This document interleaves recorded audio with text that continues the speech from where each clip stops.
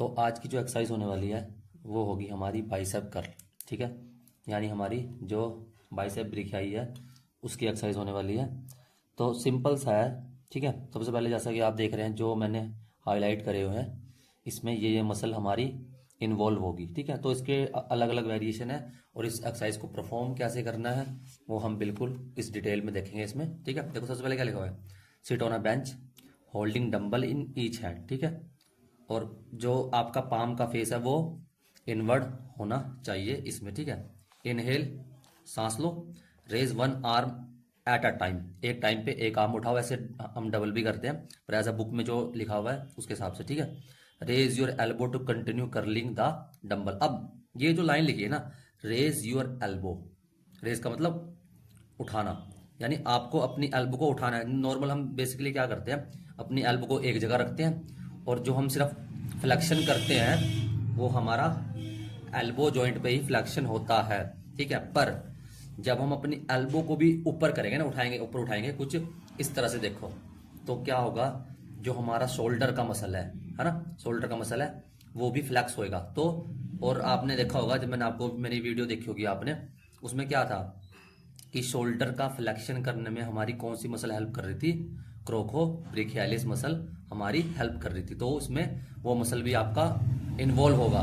तो ये डिफरेंस है इसमें। ठीक है, जब आप नॉर्मल अपने हैंड जिस तरह से, ये देखो ये पोजीशन है, इसमें क्या है, एल्बो आपका रेज नहीं हो रहा है। ठीक है, इसमें एल्बो आपका नॉर्मल पोजीशन पे है, इसमें तीनों में किसी में भी आपका एल्बो रेज नहीं हो रहा है। पर इस वाले एक्सरसाइज में आपका एल्बो रेज हो रहा है, यानी जब आप अपना एल्बो रेज करोगे तो आपका शोल्डर पे एक्सटेंशन होगा। ठीक है, और शोल्डर पे एक्सटेंशन होगा तो आपका क्रोकोब्रेकियालिस भी ट्रेंड होगा, बाइसेप भी ट्रेंड तो हो ही रहा है। ठीक है, यानी जब आप एल्बो को रेज कर रहे हो तो उसका एडवांटेज क्या हो रहा है आपका, देखो एक तो आपका क्रोकोब्रेकियालिस ट्रेंड हो रहा है। ठीक है, उसके बाद आपका जो शोल्डर का एंटीरियर मसल है ये भी ट्रेंड हो रहा है। ठीक है, तो ये इसका एडवांटेज है एल्बो को रेज करने का। ठीक है, और दूसरे यहाँ पे क्या लिखा हुआ है, दिस एक्सरसाइज इन्वॉल्व द क्रोकोब्रेकियालिस, ये भी आपको पता है, ब्रेकियालिस बाइसेप्स एंटीरियर डेल्टोइड, यानी हमारा सामने का शोल्डर का हिस्सा एंटीरियर डेल्टोइड। ठीक है, एंड यहाँ पे क्या लिखा है, lesser extend the coracobrachialis and upper pectoral. मैंने आपने अगर मेरी वीडियो देखी होगी तो मैंने आपको बताया था कि जो हमारा क्रोकोब्रेकियालिस मसल होता है ये क्या करता है, फ्लेक्शन करता है शोल्डर जॉइंट पे, पर वो क्या होता है, वीक होता है, लेसर होता है, कम होता है। और अपर पेक्टोरियल यानी जो हमारे यहाँ पे चेस्ट का जो मसल है अपर पेक्टोरियल, जिसे वैसे क्लैविकुलर हेड कहते हैं। ठीक है, तो ये है।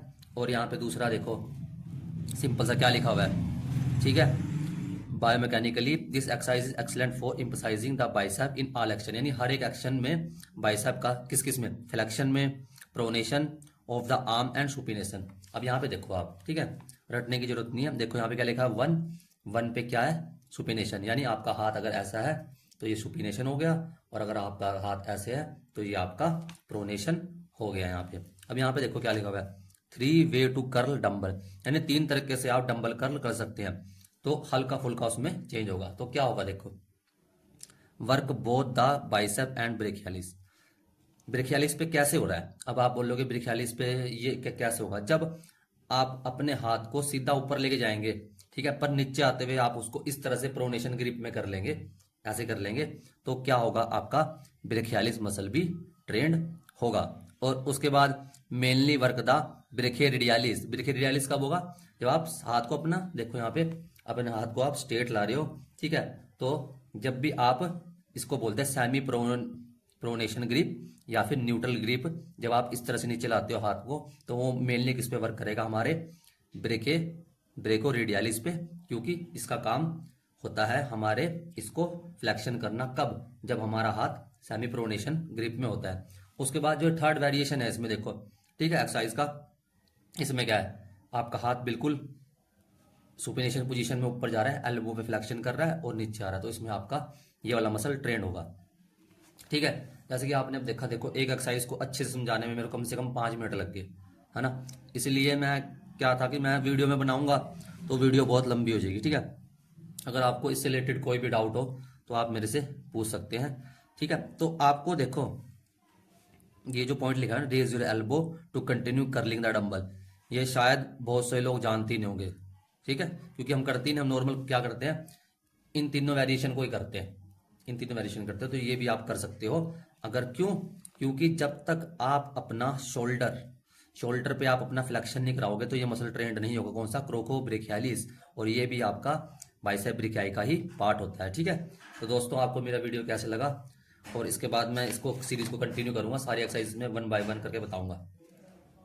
तो भाई कमेंट जरूर करना आपको कैसा लग रहा है, क्योंकि मैं आपको बिल्कुल अच्छे तरीके से बता रहा हूँ। क्योंकि जो बुक होती है ना, बुक हमेशा सच बोलती है, तो बुक को फॉलो करना चाहिए, ठीक है। आपको बुक को फॉलो करें, लोग क्या बता रहे हैं क्या नहीं कर रहे हैं उसको छोड़ दें, आप बुक को फॉलो करें, रेफरेंस लें, ठीक है। हमेशा मैं भी कोई बात बोलता हूँ तो आपको उसका रेफरेंस लेना चाहिए, कहीं पर सर्च करना चाहिए, देखना चाहिए हाँ भाई ये जो पढ़ा रहा है गलत पढ़ा रहा है, सही पढ़ा रहा है, कैसा पढ़ा रहा है। क्योंकि जब अगर आप मेरे तरीके से चलोगे तो आपको टेक्निकल नॉलेज भी होगी उस चीज़ की, ठीक है। ये नहीं होगा बस जिम में गए डंबल उठाया और आ गए, ठीक है। टेक्निकल नॉलेज होगी बिल्कुल आपको, ठीक है। Okay, bye bye, thank you, जय श्री राम।